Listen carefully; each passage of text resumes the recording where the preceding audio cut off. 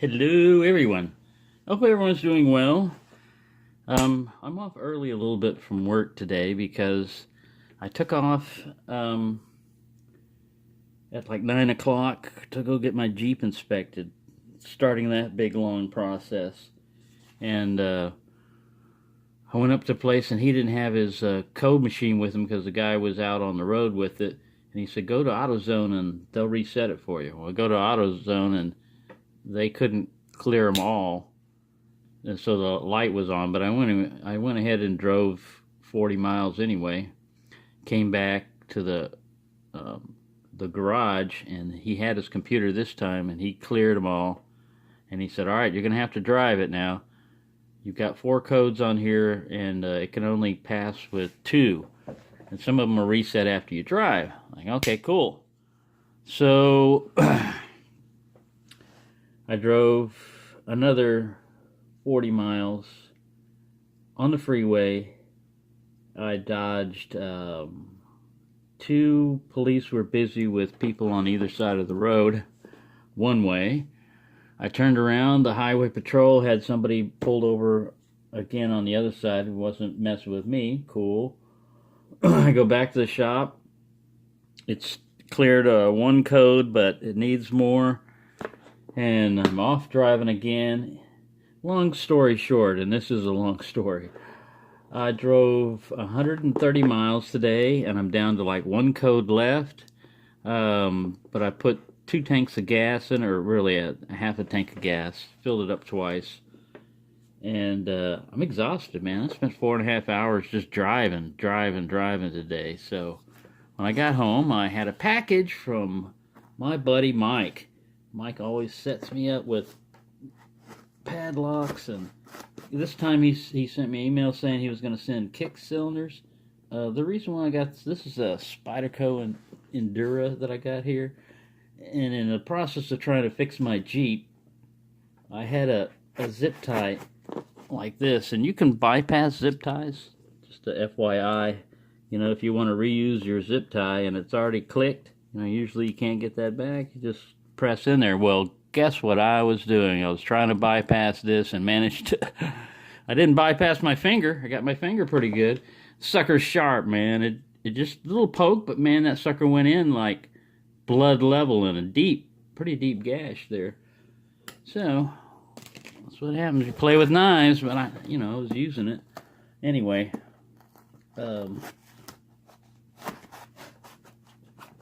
It's the weekend. And he said he was going to be sending in some kick cylinders and stuff like that he had to pick them, and then he could send the cylinders. And I'm going to make them into challenge locks and stuff like that, or send them to other challenge lock makers, as their goodies, for making challenge locks. All right, I'm going to pull it out. This sucker's heavy. I'm pulling it out this way. There we go. I think we got everything right there. Boy, yeah. I'm still using those rags and stuff he sent. He apologized the first time, so I'm sorry I sent these rags in there. Well, they're clean rags, man. I'll use them. I'll definitely use some clean rags. Whoa, man. Look at here. Bingo. You talk about challenge lock material. Wow. Let me close this sharp ass knife first. Put my zip tie out of the way, and we'll just upend this guy like this.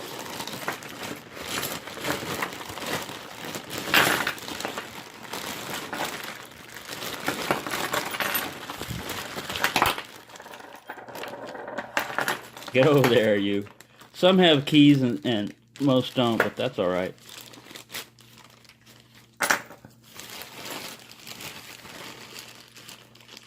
Still a couple more hiding in there.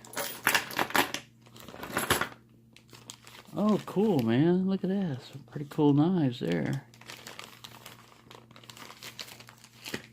Look at them first. Move this back so you can see the mass. Uh-oh. Nigel's falling over. Get up, Nigel. He's a little tipsy. Nigel's a little tipsy. All the other cats have no problem standing up, but I think Nigel's got a little stash, secret stash somewhere he keeps hitting. He's not sharing with everybody else. Oh, this is cool, man. It's a Benchmade. A 154 cm. Is this the 940? Yes. This is an awesome knife, man. These knives here, I've been looking at them because like everybody that evaluates knives and stuff usually has one of these. And these are awesome. It's an axis lock type of thing. You just pull back and that's how it closes and it flips out real good. Very nice blade. It's kind of a modified Tanto blade on there. 154 cm, that's good steel. Stainless steel. Very sharp too. Thank you, man. God. That is awesome. And then we've got a nice little,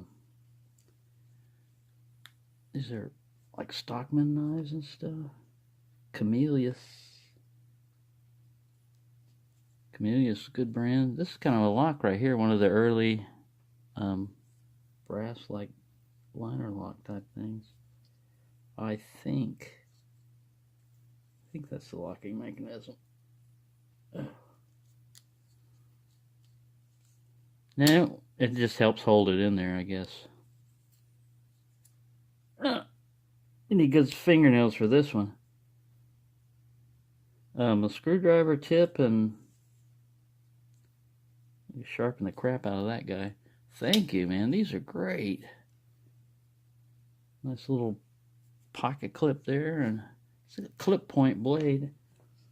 I don't think they said what kind of steel it is, but it's probably high carbon steel rather than stainless, but that is awesome. And then kicks galore.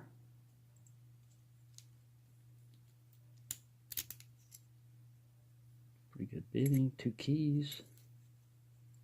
Very nice. All these guys, man, are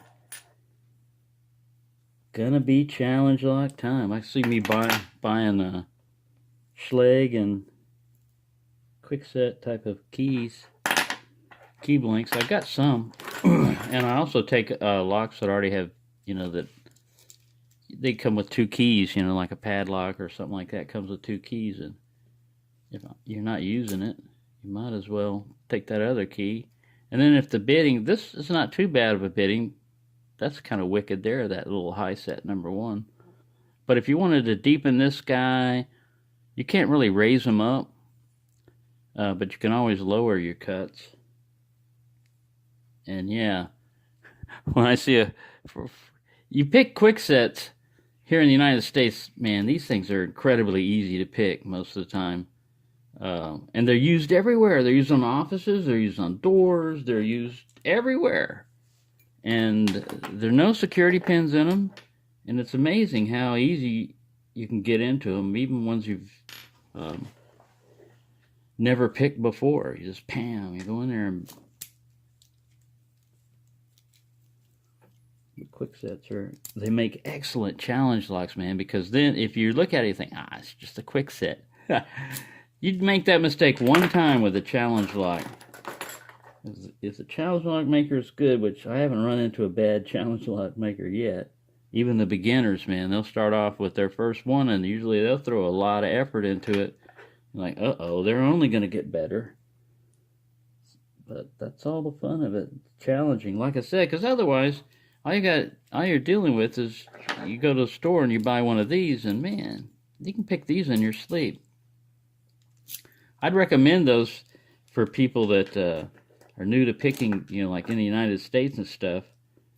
Get a quick set cylinder, you know, just a stock one, and you won't learn anything about counter rotation or security pins or anything like that. Wow, look at the tailpiece on that sucker. Whoa, that's pretty solid. Try to pick that, whatever it is. Me, you imagine sending that as a challenge lock. Leaving the tailpiece on. Whee! All right, yeah, there's a lot of goodies in here. Thank you so much, man. This is really, really awesome. Everybody needs a buddy like Mike. Thank you for watching, and happy picking, everyone. Oh, there went Nigel. So my first problem already was the garage didn't have their computer to clear stuff, so they had me go to AutoZone. Went to AutoZone, they can't completely clear the code because the engine was cold or something. And so they said drive at 50 to 100 miles and it should go away. So this is the big risky part where I'm driving with no inspection sticker, but I do have my old license plate up on front. And that's what I'm doing today. Drive around and try to get this shit fixed. Well, I drove 58 miles and they checked it and none of the codes have cleared yet. Oh shit, look at all this traffic up here.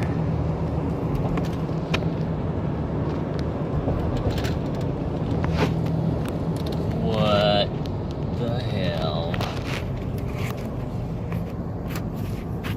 Looks like I picked the wrong place to go. Traffic.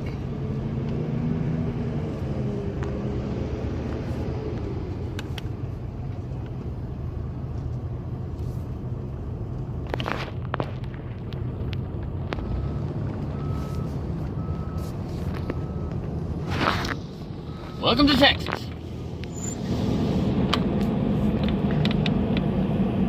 Yeah, I gotta drive long enough to reset these codes, but not for the engine check light to come on.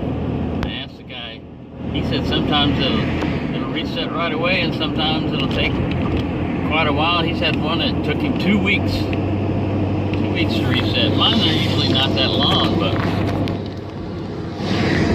about to find out.